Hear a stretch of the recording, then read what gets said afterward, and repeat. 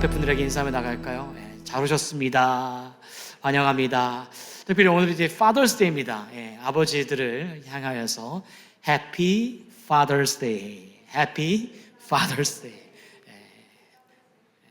수고하셨습니다. 저도 아버지인데 Happy Father's Day입니다. 네,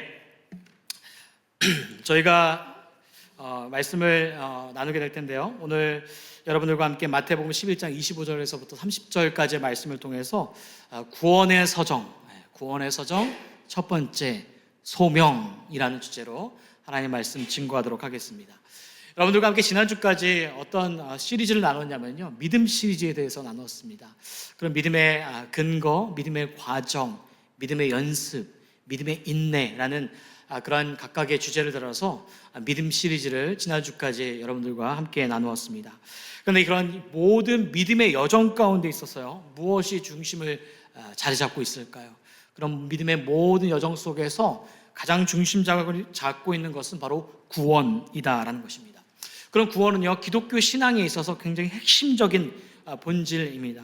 그런 본질적인 그런 구원이 기독교 그 교리 가운데 그리고 신앙 가운데 중심을 잡고 있는데, 이번 주부터 여러분들과 함께 말씀을 나누려고 하는 것은 하나님께서 저희들에게 구원을 허락하여 주셨는데 그 구원을 어떻게 이루어 가시는가, 그 구원을 어떻게 이루어 가시는가 하는 그런 구원의 서정, The Order of Salvation, 그런 구원의 서정에 대해서 하나씩 함께 말씀을 나누려고 합니다.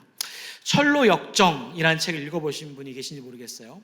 철로 역정이라는 책이 있습니다. 영어로 말하면 The Pilgrim's Progress라는 순례자의 여정이라는 그런 책입니다. 이 책은요, 존 버년이 이렇게 만들었습니다.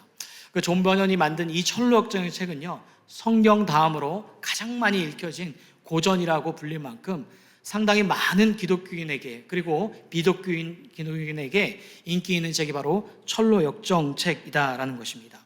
이 책은요, 요즘에는 애니메이션으로도 제작이 되었습니다. 그래서 아이들과 함께 애니메이션으로도 볼 수 있는 그러한 내용이기도 합니다. 이 철로 역정의 책을 보게 되면요, 주인공은 크리스천입니다. 그런 크리스천이 자기가 살던 마을을 떠나게 되죠. 그리고 어디를 향하게 되어지냐면 천성을 향해 떠나가게 됩니다. 그런 자신의 살고 있던 마을을 떠나 천성을 향해 나아갈 때에 그 속에서 다루고 있는 중요한 메시지가 있는데, 그 메시지는 바로 구원의 여정이다라는 것이죠. 그 구원의 여정을 잘 다뤄가고 있는 것이 바로 철로 역정이다라는 것입니다. 혹시 여러분 중에 이 책을 읽어보시지 않으셨거나 애니메이션을 보지 않으신 분이 계시다면 꼭 한번 보십시오. 그리스도인에게 굉장히 중요한 통찰력을 주고 있고요, 이 책을 통해서 나에게 지금 구원받은 자의 모습으로서 어디에 위치해 있는가라는 것을 잘 다루고 있기 때문에 혹시 기회가 되신다면 이 철로 역정을 아이들과 함께 그리고 같이 부부와 함께 보시면 참 좋겠다라는 생각을 하게 됩니다. 여러분, 교단마다요, 구원을 접근하는 방식이 각각이 좀 다릅니다. 그런데 우리가 속한 장로교, 건강한 개혁교단에 있어서요, 구원의 서정 혹은 여정이라고 말하는데, 구원의 서정이라고 말하면은 9단계로 나눕니다. 소명, 콜링, 중생, regeneration, 회심, repentance, 신앙, faith, 칭의, justification, 양자, adoption, 성화, sanctification, 견인, perseverance, 영화, glorification. 이렇게 개혁신학에 있어서 구원의 서정을 소개하게 될 때 9단계로 소개하고 있다라는 것입니다. 자, 그런데 이렇게 구원의 서정을 9가지로 보게 되어지는 것은 마치 시간 순서상 반드시 일어나기 때문에 이렇게 보는 것은 아닙니다. 그런데 그렇다면 왜 이렇게 9단계로 보고 있는가? 그것은요, 구원을 논리적으로 설명하시기 위하여서, 한 사람이 구원을 받고 그 구원을 이루어가게 되어지는 그 과정을 논리적으로 설명하기 위해서 이렇게 9단계로 주제를 엮어서 말하고 있다라는 것입니다. 자, 그런데 이 9가지의 구원의 서정 중에서 시간의 흐름 속에서 반드시 일어나는 사건들은 있습니다. 실제적으로 그 시간의 흐름 속에서 반드시 일어나는 사건들은 바로 소명, 칭의, 성화, 영화이다라는 것입니다. 이 4가지의 사건들은요, 과거의 시점에서 소명, 칭의가 일어나게 되어지고, 현재의 시점 속에서 성화, 그 구원을 이뤄가는 성화가 이루어지게 되고 미래 시점 속에서 그 구원에 완성되어지는 그 영화의 과정을 시간의 순서 속에서 반드시 일어나고 있다라는 것입니다. 때문에 우리가 이런 과정들을 아는 것은 굉장히 중요합니다. 그러할 때에 우리의 신앙의 여정에 있어서 그냥 그저 우리가 그리스도를 믿고 신앙인으로 살아가는 것이 아니라 내가 어느 단계에 있고 그리고 내가 어느 단계로 나아가야 되는 것인지에 대해서 명확하게 우리가 깨닫게 되어지기 때문에 이런 구원의 서정을 아는 것은 중요하다라는 것입니다. 오늘 첫 번째 시간인데요. 그런 맥락에서 여러분들과 함께 소명이라는 주제를 가지고 나누려고 합니다. 여러분, 소명은 무엇일까요? 첫 번째 소명은요, 구원의 자리로 부르시는 초대입니다. 함께 읽을까요? 소명은 구원의 자리로 부르시는 초대입니다. 네, 맞습니다. 소명은요, 하나님께서 택한 백성을 구원의 자리로 부르시는 초대이다라는 것입니다. 오늘 본문의 말씀 28절이었죠. 함께 읽겠습니다. 시작. 수고하고 무거운 짐진 자들아 다 내게로 오라. 내가 너희를 쉬게 하리라. 네, 여러분, 이 말씀을 못 들어보신 분은 없으실 거예요. 굉장히 유명한 말씀이고 한 번쯤은 이 말씀을 다 들어보셨으리라 생각하게 됩니다. 어쩌면 성경 전체에서 가장 마음에 와닿고 그리고 성경 전체에서 가장 위로가 되는 말씀 중에 하나가 이 구절이기도 합니다. 자, 그런데 이 말씀을 살펴보게 되어지면은 예수님께서 부르시고 계시죠. 그죠? 수고하고 무거운 짐진 자들아 다 내게로 오라. Come to me 라고 부르시고 계시다라는 것입니다. 자, 그런데 여기에서 누구를 부르고 있었습니까? 수고하고 무거운 짐진 자들을 부르시고 계셨다라는 것입니다. 그럼 본문 속에서 나와져 있는 그 수고하고 무거운 짐진 자들, 어쩌면 그들을 우리가 미시적 관점 속에서 우리가 바라보게 되어지면은 피곤하고 낙심이 있고 육체적으로 지쳐 있다라고 생각하는 사람들이라고도 생각할 수가 있을 것입니다. 자, 그런데 우리가 미시적 관점 속에서 보게 되면 그런 사람들이 수고하고 무거운 짐진 자들이라고 생각할 수가 있겠지만, 그러나 그 미시적 관점을 넘어서 거시적 관점, 큰 관점인 그 거시적 관점으로 보게 되어지면은 수고하고 무거운 짐진 자들은 누구를 뜻하고 있는 것이냐, 바로 죄의 짐 가운데 억눌려서 하루하루를 낙심 가운데 살아가고 있는 자들을 뜻하는 것이 바로 수고하고 무거운 짐진 자들이다라는 것입니다. 자, 그러니까 큰 의미로 바라보게 되어지면 수고하고 무거운 짐진 자들 누굽니까? 바로 죄의 짐 가운데 눌려있는 그런 죄된 인간들의 모습을 바로 수고하고 무거운 짐진 자들이다라는 것이죠. 그럼 그들에게 어떻게 합니까? 내게로 오라 라고 부르고 계시다라는 것입니다. 이것이 무엇일까요? 그것은 바로 하나님이 구원의 자리로 부르시는 초대, 그 초대이다라는 것입니다. 바로 이것이 바로 부르심의, 하나님의 구원의 자리로 부르시는 소명이다라는 것입니다. 여기서 본문 속에서 나오는 그 소명과는요, 그 소명은 사명과는 좀 다릅니다. 여러분, 우리가 교회에서 사역을 하고 함께 신앙생활을 하면 소명이라는 단어를 들을 때가 있고, 그죠? 사명이라는 단어가 들을 때도 있습니다. 근데 소명은 뭐고 사명은 뭐고 이렇게 좀 뒤죽박죽 되어서 좀 정리가 안 될 때가 참 많이 있는데, 소명과 사명은요, 이런 뜻입니다.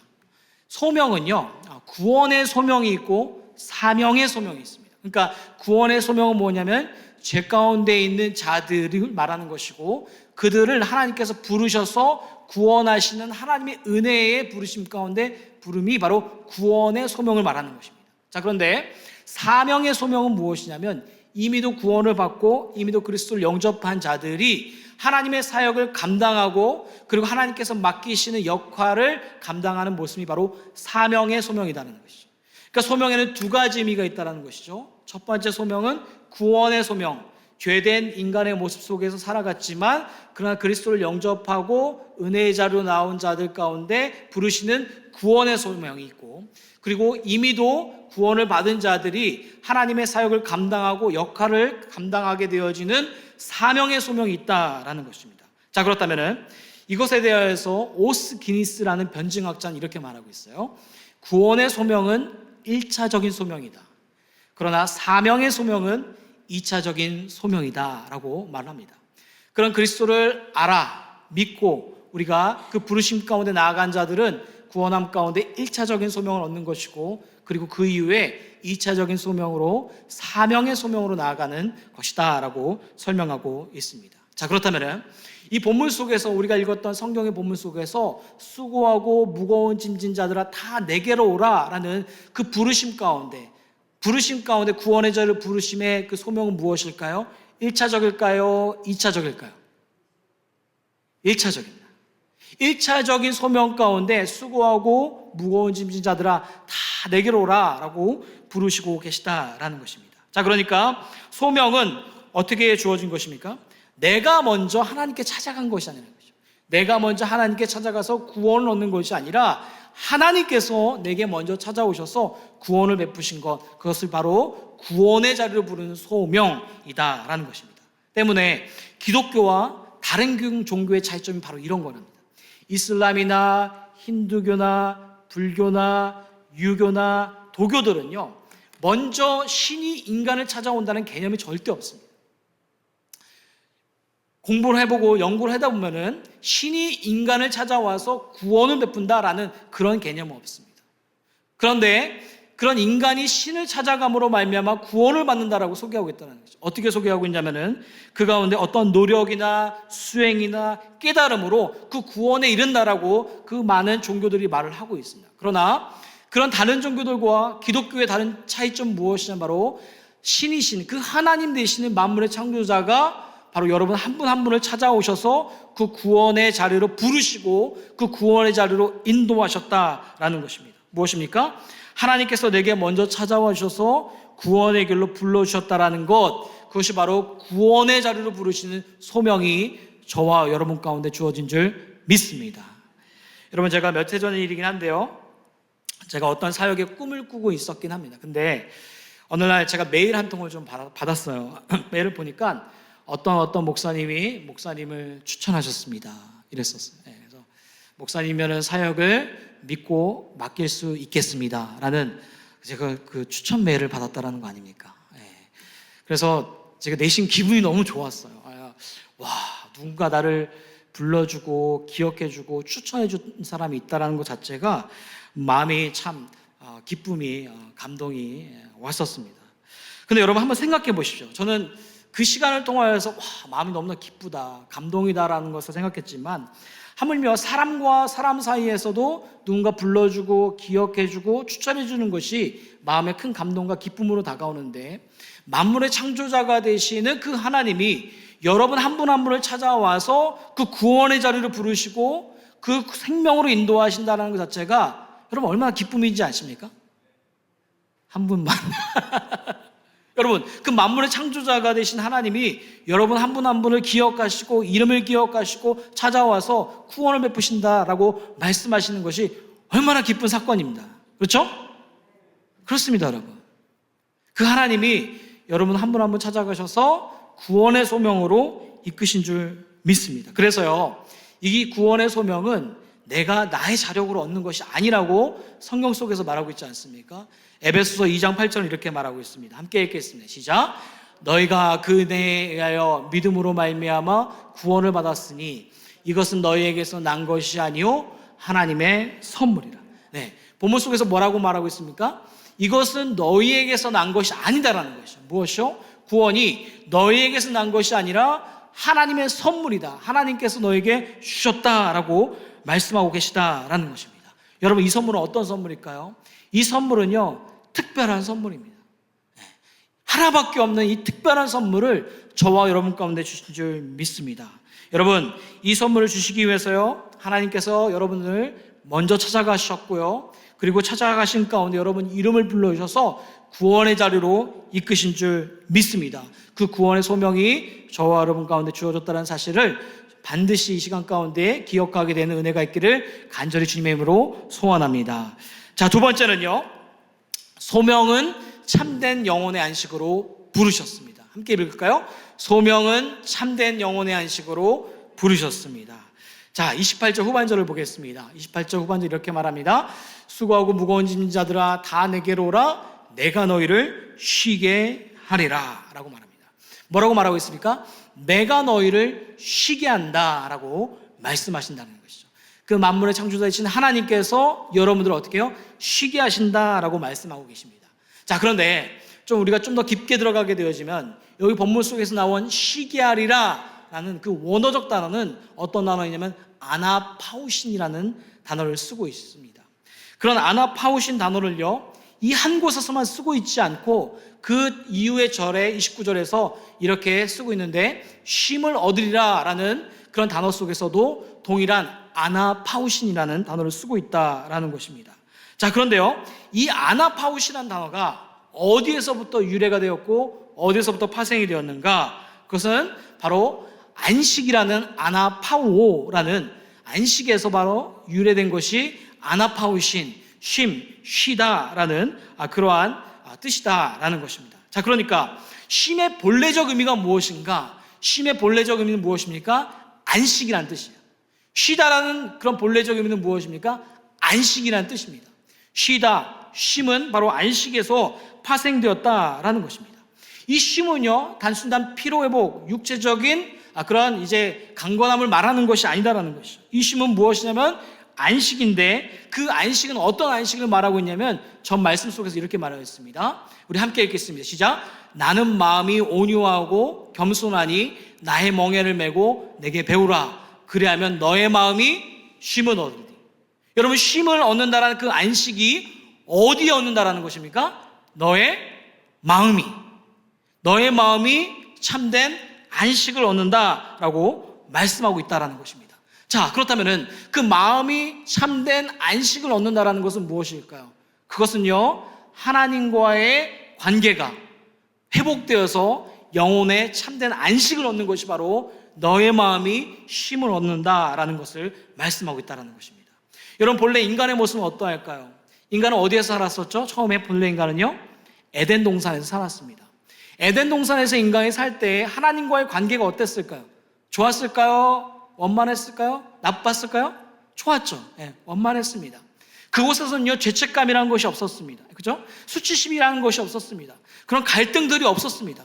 하나님과의 관계가 스무스하고 굉장히 좋았던 그 시대 때가 바로 에덴 동산에서 바로 아담과 하와 그리고 하나님과의 관계였다라는 것입니다. 자, 그런데 이 아담과 하와와 하나님과의 관계가 깨어진 사건이 무엇입니까? 선악과의 사건이다라는 것이죠. 그 선악과의 사건을 통하여서 하나님과 인간의 관계가 깨어지게 되어집니다.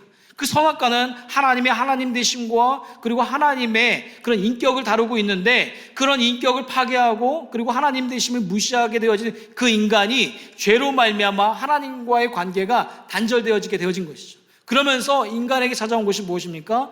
나무 뒤로 숨는 것입니다. 무엇이 찾아왔습니까? 죄책감이 찾아온 것입니다. 무엇이 찾아왔습니까? 수치심이 찾아온 것입니까?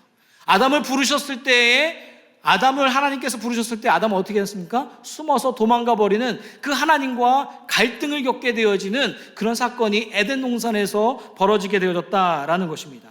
그래서 인간은 어떻게 되어집니까? 나와 하나님과의 관계가 깨어지게 되어지는 것이죠. 그리고 나와 자연과의 관계가 깨어지게 되는 것이고, 나와의 관계가 깨어지게 되어지는 마음의 영혼의 안식을 얻지 못하는 그 평안이 없는 그런 깨어진 상태가 바로 에덴 동산에서 일어나게 되어진 것을 보게 됩니다.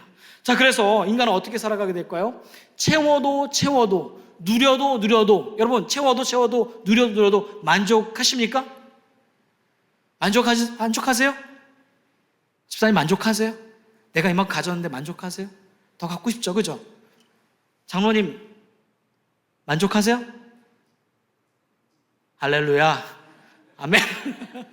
장로님이니까 말 못하시니까. 그렇죠. 인간은요, 채워도 더 채우고 싶고요, 누려도 더 채우고 싶어요. 그래서요, 파스칼의 팡세라는 작품 속에서 뭐라고 말하는지 아십니까? 인간에게는 구멍이 있다라는 거예요. 인간에게는 채워도 채워지지 않는 구멍이 있다라고 파스칼의 팡세라는 작품에서 그 파스칼이라는 사람이 말하였다라는 것입니다. 여러분, 왜 그럴까요? 바로 인간은요, 죄된 인간이기 때문입니다. 죄된 인간이기 때문에 채워도 누려도 만족하지 못하는 것이 바로 인간의 모습이다라는 것입니다. 그러니까 이 소명의 두 번째 의미는 무엇이냐면, 하나님께서 여러분들을, 그리고 저와 여러분들을 참된 안식의 자리로 부르신 것은 무엇이냐면, 우리가 이전에 경험하지 못하였던 그 에덴 동산의 삶으로 하나님께서 돌려놓으신 것입니다. 겟백시키시는 것입니다. 하나님께서 전에 그 에덴 동산에서 인간과 가졌던 그런 평안의 삶으로 우리가 소명의 자리 가운데 참된 안식 가운데 누린다는 것은 바로 그 에덴 동산의 삶으로 하나님께서 우리를 이끌어 주시고 그 삶 가운데 인도하신다라는 것이 바로 하나님께서 너희를 쉬게 한다라는 참된 안식을 주신다라는 의미다라는 것이죠.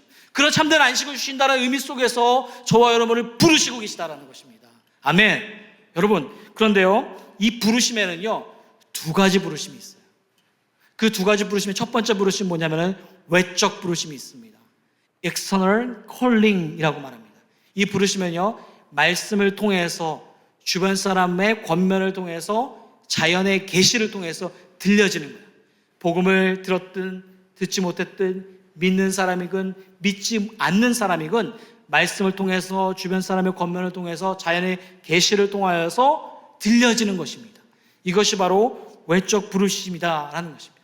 때로는 자연의 계시를 통하여서 살아계신 하나님을 경험하고 체험하기도 한다라는 것이죠. 하늘을 보며 두려워하기도 한다라는 것입니다. 저는 이 자연 계시를 통하여서 생각할 때마다 생각나는 그러한 인물이 있습니다. 그 인물은 누구냐면요, 삼국지의 제갈공명입니다. 삼국지의 제갈공명 어떤 일이 있었냐면은 당시에 그 위나라의 사마의와 전투하던 때가 있었습니다. 위나라의 사마의와 전투하던 때가 있었는데 이때의 북벌전쟁 속에서 어떤 전략을 세우게 되었냐면 화공 전략을 세우게 됩니다. 이 화공 전략은요 불로 모든 백성들과 전차들, 마차들 다 태워버리는 거거든요. 그래서 이 제갈공명이 묘수를 부리는 겁니다. 화공 전략으로 북벌전쟁 속에서 이 사마이의 사람들을 다 쓸어버리겠다라는 그 묘수를 깨하게 됩니다.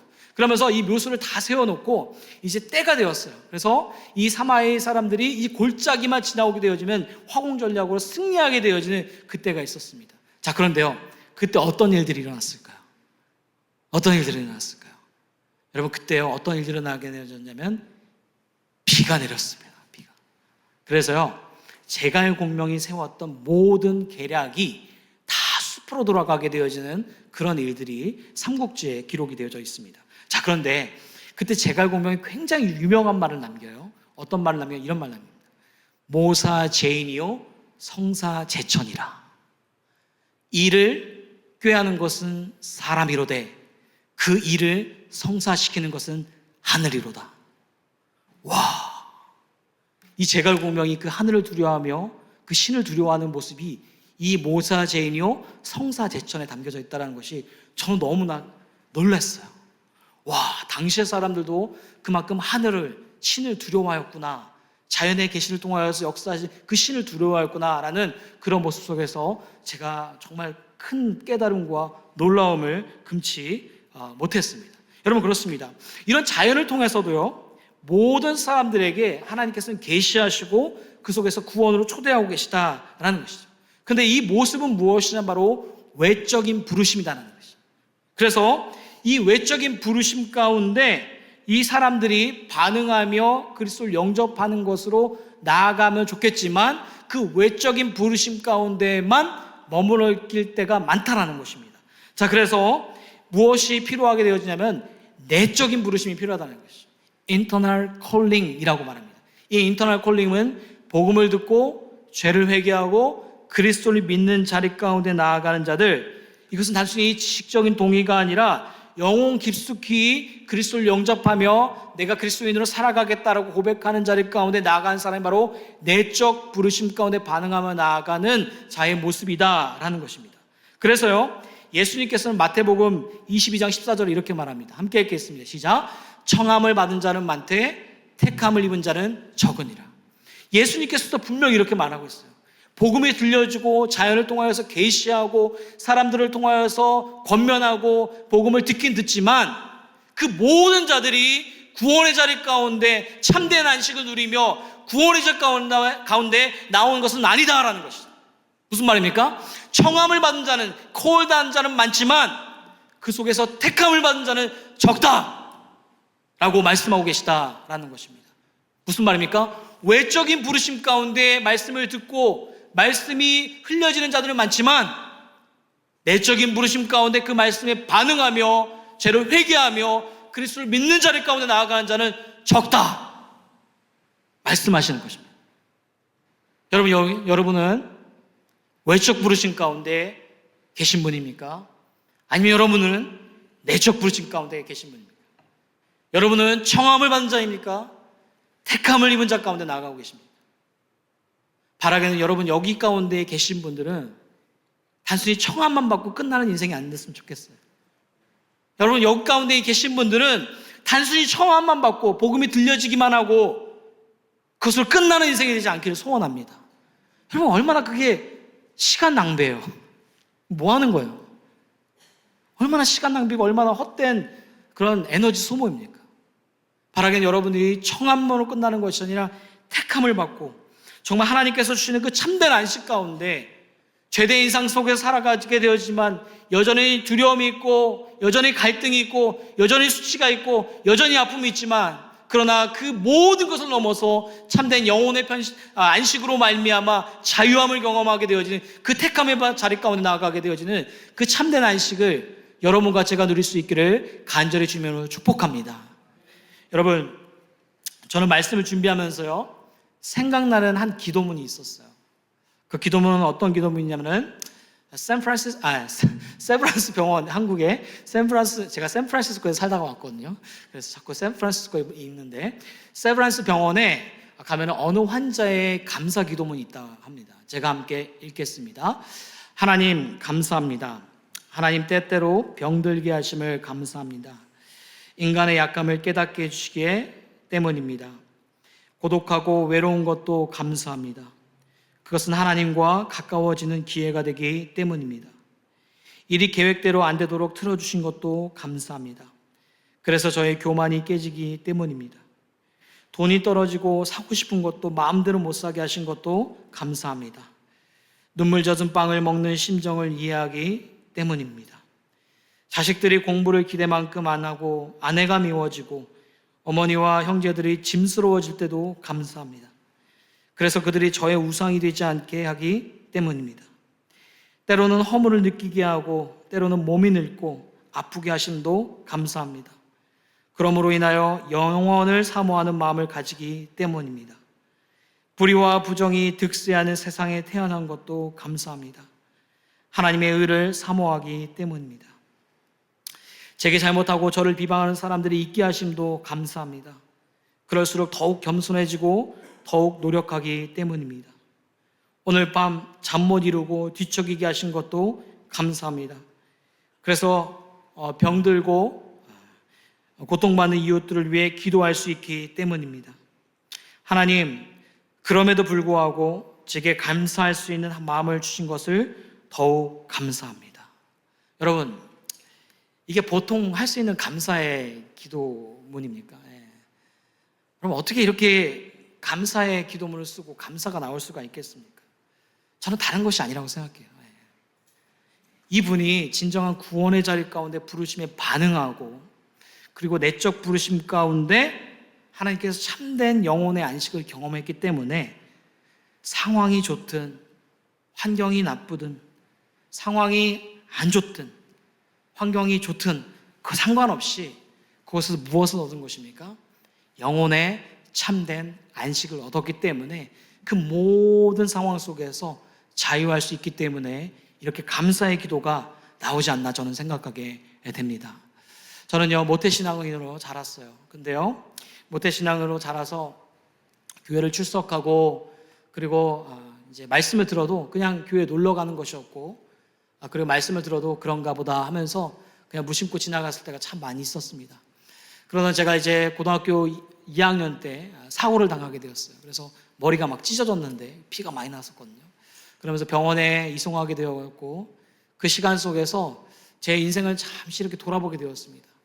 나는 누구이고 내가 이 땅 가운데 왜 왔고 나는 지금 뭐 하고 있는가라는 것을 돌아보게 되었습니다. 돌아보니까 부모님께서 예수님을 믿었지 내가 예수님을 진정으로 믿은 것이 아니었고 부모님이 말씀을 알았지 내가 말씀을 아는 것이 아니었다라는 것을 생각해 보게 되었습니다. 그리고 저는 어려서 또 모태신앙인으로 자랐지만 그러나 하나님을 알고 영접한 것은 한 번도 없었다라는 것을 돌아보게 되었습니다. 그런 시간 속에서 하나님을 인격적으로 만나게 되었고 그 인격적으로 만난 시간 속에서 나는 내가 생각하지 못하는 하나님께서 주시는 참된 영혼의 안식을 제가 경험하게 됐어요. 마음 가운데 평안함의 안식을, 그전에 두려움도 있었고 떨림도 있었고 뭔가 수치도 있었고 아픔도 있었고 뭔가 감당할 수 있을 거라는 그런 전혀 희망이 없는 사람이었는데, 그 속에서 예수 그리스도를 인격적으로 만나고 고백하며 나의 믿음의 구주로 인정하는 그 시간 속에서 하나님께서 내가 모르는 그런 참된 영혼의 안식을 주신 것을 제가 경험하게 되었습니다. 그래서 전 자유한 거예요, 지금도. 어떻게 됐든, 좋든 나쁘든, 상황이 안 좋든 낫든. 제가 어제 사고 당했거든요. 제가 사고 당했는데, 교회에서 아침에 여기 출근하고 오는데 저는 3차선을 달렸거든요. 근데 2차선에 리사이클링 트럭이 이렇게 가고 있었어요. 근데 운전하다 보니까 리사이클링 트럭에서 그 뒤에, 트럭 뒤에서 이만한 철판이, 얇은 메탈 철판이 이렇게 날라오더라고요. 날라와서 제 유리창 윈드실드를 꽂았습니다. 테슬라인데 다 쪼개졌습니다. 근데 제 마음에 어떤 생각이 들었을까요? 아이고 어떻게 이거 내 차, 아이고 어떡하지 이랬을까요? 이거 모든 것들이 다 사라져도 하나님께서 나를 구원하신 그 은혜 때문에, 그것 때문에 감사가 절로 다 나왔습니다. 내 모든 걸 다 잃는다 하여도 다 잃어진 것이 아니고 하나님께서 나를 구원하신 그 은혜가 너무 크기에 내 모든 것들이 사라진다 할지라도 그 은혜에 감사하는 시간을 갖게 되었습니다. 여러분, 저는 그렇게 생각합니다. 그리스도인들과 비그리스도인의 차이는 바로 이런 것입니다. 무엇을 잃게 되어지고 무엇이 넉넉하지 못하게 되어지면 그 가운데 욕을 하고 비방을 하고 어떠한 자리를 이제 숨어버릴 수밖에 없습니다. 그러나 그리스도인은 달라요. 왜 다릅니까? 그 안에 참된 영혼의 안식이 주어졌기 때문입니다. 누구 때문이요? 우리 주 예수 그리스도 때문인 줄 믿습니다. 여러분이 구원을 받아서 구원의 자리 가운데 나아간 분들이라면 그 구원의 자리 가운데 하나님을 더욱더 알아가길 소원합니다. 혹여나 여러분 가운데 그 구원의 자리 가운데 나아가지 못한 분이 계시다면 하나님을 인격적으로 만나고 영접하고 주님께서 주시는 그 참된 안식을 누릴 수 있기를 주님의 이름으로 간절히 축복합니다. 굿비전 워십 김석인 목사님의 설교 영상을 시청해 주셔서 감사합니다. 더 많은 설교를 듣기 원하시는 분들은 유튜브 굿비전 워십 채널을 방문해 주시며 구독하시면 더욱 풍성한 말씀을 받아보실 수 있습니다. 한 주간도 주님 안에서 은혜와 평강이 넘치세요.